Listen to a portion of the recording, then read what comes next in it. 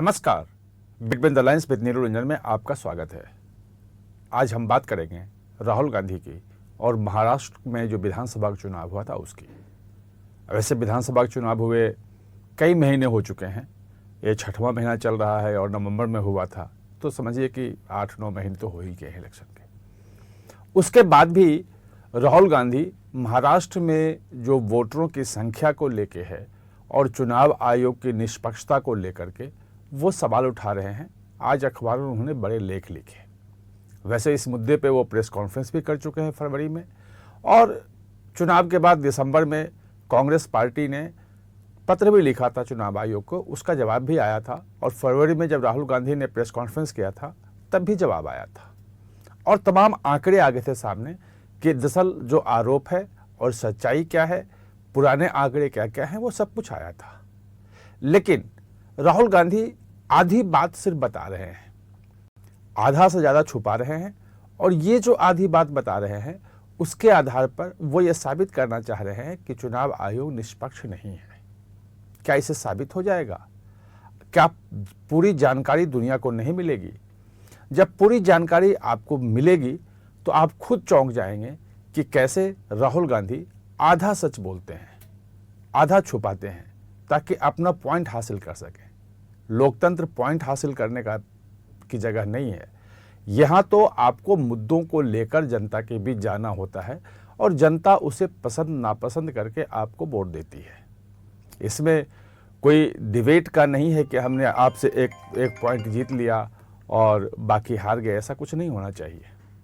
तो अभी हम समझेंगे कि राहुल गांधी ने क्या कहा और बाकी क्या क्या चीज़ें उन्होंने छुपा ली। जैसे उन्होंने सबसे महत्वपूर्ण आरोप लगाया, जो पहला आरोप, कि जो चुनाव आयुक्त का जो चयन है, मुख्य चुनाव आयुक्त का, उसमें जो 2023 में जो कानून बना उसके तहत एक गृह मंत्री और प्रधानमंत्री रहे और नेता प्रतिपक्ष के रूप में उनको रखा गया।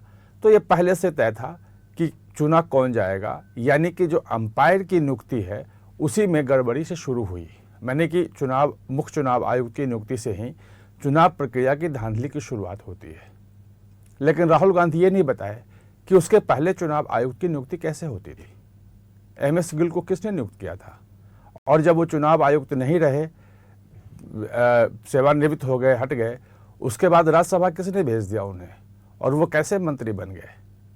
क्या सरकारें सिर्फ प्रधानमंत्री के हस्ताक्षर से ही चुनाव आयुक्तों की नियुक्ति नहीं होती रही?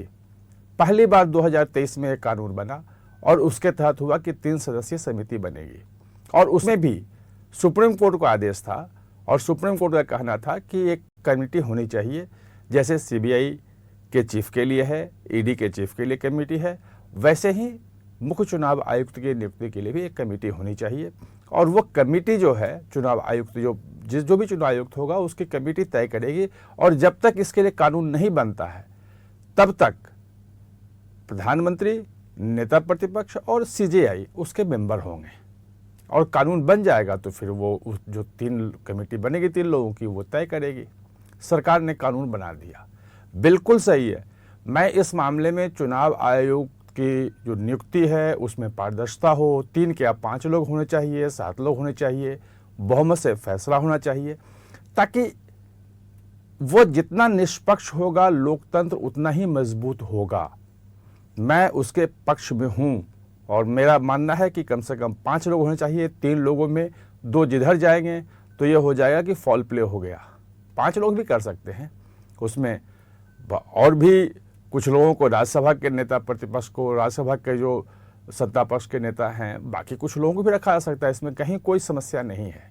लेकिन सिर्फ 23 को ये कहना कि 23 में सरकार ने अंपायर की नियुक्ति में गड़बड़ी की, तो उसके पहले ये बताना आपको पड़ेगा कि पहले अंपायर की नियुक्ति कैसे होती थी और कैसे वो मनमानी चलती थी। वो जब तक आप नहीं बताएंगे तो ये जो आपका आरोप है ये जनता के मन में उतना नहीं जाएगा।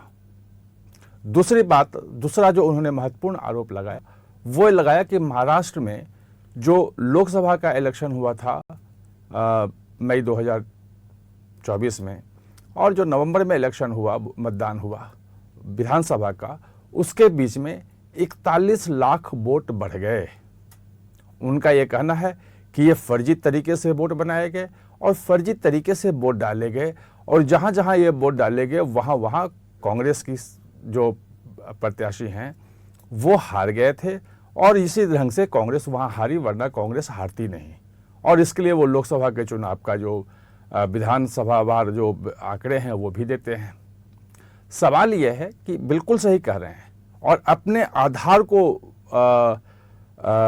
पुख्ता करने के लिए वो उदाहरण देते हैं 2019 का, कि 2019 में जो वोटर हैं विधानसभा और लोकसभा के बाद और विधानसभा के बीच में जो वोटर बढ़े हैं, वो वोटर बढ़े हैं केवल 11,61,000 के आसपास बढ़े हैं। तो जब 5 साल पहले लोकसभा और विधानसभा के बीच में केवल 11 लाख वोटर बढ़े, तो 41 लाख वोटर 2024 में कैसे बढ़ गए? बिल्कुल वाजिब सवाल है और ये होना चाहिए, इसका जवाब मिलना चाहिए। लेकिन जब हम इसके पीछे जाते हैं, पुराने आंकड़े देखते हैं, तो हमें लगता है कि पहले भी ऐसा होता रहा है, और ये उस समय भी होता रहा है जब कांग्रेस की सरकार थी। तो उस वक्त ऐसा क्यों हुआ था? उस वक्त ये चीजें कैसे हो गई थी? अगर उस वक्त हो सकती हैं तो इस वक्त भी हो सकती हैं। जैसे आपको बताता हूं कि अगर 2014 का उदाहरण आप ले लें, नहीं 2014 का, तो 2014 में आप देखेंगे कि जो लोकसभा और विधानसभा के बीच में जो महाराष्ट्र में वोटर बढ़े वो 27 लाख बढ़े।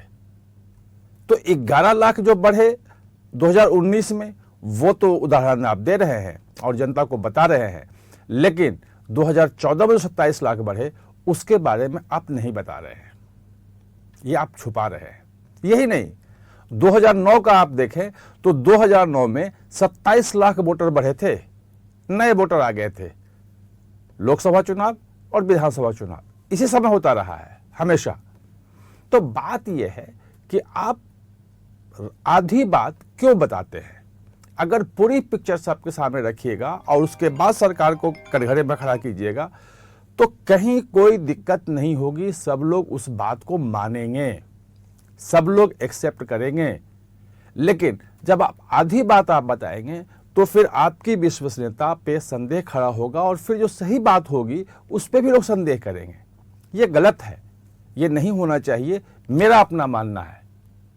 लेकिन दूसरी बात कि जब चुनाव होता है, मतदान होता है, तो जिस वक्त मतदान केंद्र होता है, हम आप सभी जाते हैं, वोट डालते हैं, वहाँ पे बाहर जो तमाम पार्टियों के जो एजेंट होते हैं वो भी होते हैं, वो देख रहे होते हैं कितने वोट पड़े, कितने नहीं पड़े। और शाम को जब वोटिंग मशीन बंद होती है तो उस पर सबका साइन होता है, और एक फॉर्म 17C होता है जिसमें सबको साइन करना पड़ता है कि हाँ सचमुच में इतने मतदाता आए और इतने वोट डाल के गए। तो जो उस पर साइन हुआ और जो बाद में वोटों की गिनती हुई, अगर इसमें अंतर है तो सवाल उठना चाहिए और चुनाव आयोग को इसका जवाब देना चाहिए, क्योंकि चुनाव इसका मतलब कि कहीं कहीं कुछ गड़बड़ है। लेकिन जिस पे आपके पार्टी के एजेंट के साइन हैं 17C, और जो वोटों की गिनती हुई उस बूथ पे, अगर दोनों समान हैं, तो फिर आप कैसे कह सकते हैं कि 5 बजे के बाद इतने संख्या में वोट पड़ गए, इतना नहीं पड़ सकते थे? जब वहाँ पे आपका पार्टी का एजेंट मौजूद है, तो वो क्या नहीं देख रहा है कि सचमुच में 5 बजे के बाद भी वोट पड़ रहे हैं या नहीं पड़ रहे हैं, और जो पड़ रहे हैं वो सही हैं या नहीं हैं? क्या उसका आई कार्ड देखा जा रहा है या यूं ही कोई भी आके वोट डाल दे रहा है? ये जिम्मेवारी किसकी है? इस पे चुनाव आयोग पे सिर्फ डाल देने से कि उसने गड़बड़ कर दिया, ये बात नहीं बनती है। ये पार्टी को देखने की जिम्मेवारी है कि सचमुच में वहाँ पे मतदान हो रहा है या नहीं हो रहा है, कौन वोट डाल रहा है। तो बात मुझे सिर्फ इतनी ही कहनी थी कि अधूरी बात सामने मत रखिए, पूरी बात लाइए और सब कुछ दुनिया के सामने रखिए। आम आदमी समझेगी और वो फैसला करेगी कौन सही है और कौन गलत है। आप हमारे साथ चर्चा में जुड़े, इसके लिए बहुत बहुत धन्यवाद।